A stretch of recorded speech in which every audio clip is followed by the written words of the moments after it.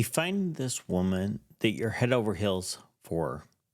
You take her out, getting to know her, and decide that you want to marry her. You ask her, then she says yes. You're saving yourself for marriage, but suddenly she's pregnant. The child is not yours because you've not been with this woman. Marriage is not consummated, so what do? Do you stay with her or do you file for divorce? You're a great guy, so you decide you don't want to embarrass your wife and you stay married to her until she has a child. You don't want her to live in disgrace. As you wait, you realize that you're in love with this woman and a voice tells you not to leave her. You decide to stay with her, and she gives birth to a son that you raise as your own. You don't consummate the marriage until after that birth. You've heard the story before, but I have a different story to share with you. So I'm out cruising the avenue on a sport bike, and a couple of blondes pull up next to me at the light. The driver of this Camaro wants a ride, and you have her hop on. We hit it off, and we go back to my place and engage in extracurricular activities. So haven't known her that long, and we're doing things that we shouldn't be doing. You do this repeatedly over the next month or so, and then you find out she's pregnant. She makes it to the clinic to terminate the pregnancy, but you don't want to do that. So you go there and you offer to marry her if she keeps the child. That's what I did. She said yes, and we headed home to make plans. Remember, we're young and we are living with our parents at the time. Just graduated from high school for me, and she's about to graduate from high school for her. And we have to tell her mother and father she's pregnant. We go to her brother and we tell him first, and he offers to go with us, as their parents are really going to have a hard time with this situation, as you can imagine. That family is prim and proper, so it's like, this is just not good. When we get together, we're in the basement in the house, and I remember her father starts telling a dead baby joke as we gather to let them know she's pregnant. We haven't got it out yet. He's trying to tell the joke. He doesn't get it that there's something serious going on, but her mother tells him to stop in the middle of the joke. She knows what's coming. She's got it figured out.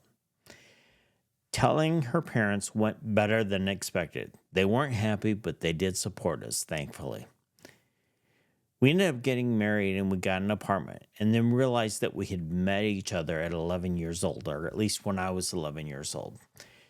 We were at the roller skating rink, which was the thing to do at the time, and she was there with her twin sister. They were wearing maroon satin jackets, and she asked me to skate with her. I was infatuated with her. I thought she was just, she looked great, and I was smitten with her. I kept on coming back to the rink as often as I could, expecting to see her, but she never came back after that night. I had hoped that she would, but she just never came back. So fast forward to after we just got married and we're getting set up in our place. We're cleaning out her closet, and there is the maroon satin jackets. She still had them in there, but no twin sister. Turns out her sister ended up getting sick and passing away shortly after that night that we skated together, and that's why she never came back. So that was an amazing moment, because that was like, this relationship was meant to be. We had connected before, and I knew I had this connection with her when we were that young, and I was just, like I say, really smitten with her. And to have that come full circle, I thought that was a sign. So we lived in this apartment, and as she went through the pregnancy, and then it came time for the birth. We were at the hospital, and I was in the room when this little girl was born. As a matter of fact, I was the first to hold her, and we even named her based on the name that I wanted to name her. I ended up working multiple jobs to support this girl and mom. And then, after I get done with my jobs, I would come home, be be super tired, but still I would get up in the middle of the night and change her diapers and feed her and hold her nonstop. She was my little girl. We were really connected. Unfortunately, we ended up having her mom and I ended up having a falling out, and she left. We her mother came and got her and took her back to her house, and so then her dad ended up paying to file for divorce, for her to file for divorce. We probably would have got back together had it not been for this event. Now, her former friend who was in the Camaro the night I met her reached out to me. She had heard that we were separated and she wanted to meet up with me because she wanted to talk to me. We ended up getting together at a restaurant and she told me to get paternity tests. I went home, got a hold of my attorney, and set them up. At that time, we paid for the paternity tests, so we determined when they would be released. And so the tests came back, and they were 99.9% sure she was not my daughter. I was devastated, and I wanted nothing to do with mom at that point. I was really upset with her, I was really mad. But I didn't want to give up that little girl. I ended up going through with the visitations for another 2 months before releasing the paternity test. And then my mother and I talked about it, and she encouraged me to release the paternity test, which I did. And that was the last time I saw that little girl. You see, this was the 80s, and it's not like it is now. Back then, when you would release the paternity test, then the mother, she didn't have to give me visitation rights anymore because the little girl wasn't my daughter, and it was over. The attorney said I could fight it, but it probably would have been $25,000 or more. And back in the 80s, $25,000 that was a lot of money, and it was money that I didn't have. So I had to walk away. I never saw her again after that. But I did run into my ex-father-in-law at the mall, probably about 4 years later. He came up and told me how she was doing.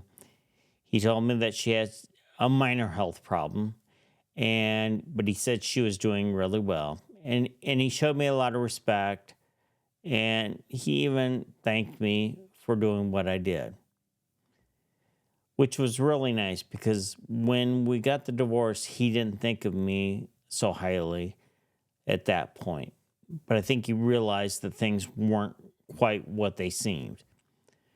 That was so much appreciated. I was thankful for him doing that. I didn't see him after that, and her parents had passed away.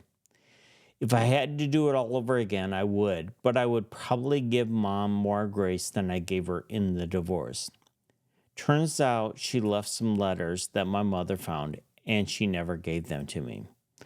My mother put them in a safe deposit in their safety deposit box, and we found them after my parents had passed away, and I read them.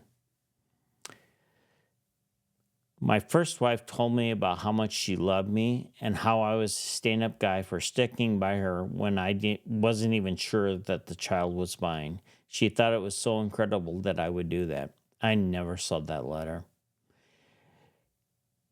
And that would have meant everything to me because I thought she used me because she got pregnant. I didn't think she really cared about me, and she just did it because she was just trying to make things work out for herself. It turns out she wasn't like that. And that's really a sad thing because I probably would have handled things much different. And after I found those letters, I reached out to try and make amends, and um, she didn't want to do that, and I respect that, so I left it alone. But I did tell a sponsor, and now I'm telling my story here, and I gave it to Christ. I let it go, and so it's fine. Um, but it was a difficult thing to do. Now I know, as painful as that was, I'm glad it happened. And there's a woman out there that's like wouldn't likely be alive if I hadn't gone through that hardship. I always thought that maybe at some point she'd show up, and that would be a difficult conversation, but that never happened. And I think at this point, I don't expect that to happen in the future. But that's what happened. So now you might realize the first story is about Joseph and Mary with Jesus being the child. And imagine how hard that was for Joseph, knowing that the woman he was about to marry was impregnated by the Holy Spirit. That's heavy.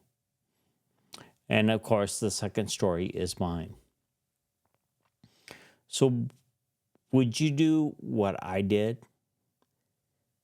I think that's more likely than what Joseph did, but would you do what Joseph did? You know, I think I went through that difficulty as part of my sin. I was paying the consequences of my sin. And it was worth it to do that, to save that child. So I appreciate you watching this. Thank you so much. And I hope that you'll keep on watching, and I hope that you'll subscribe. And I want you to have a blessed day, and I'll see you on the next one.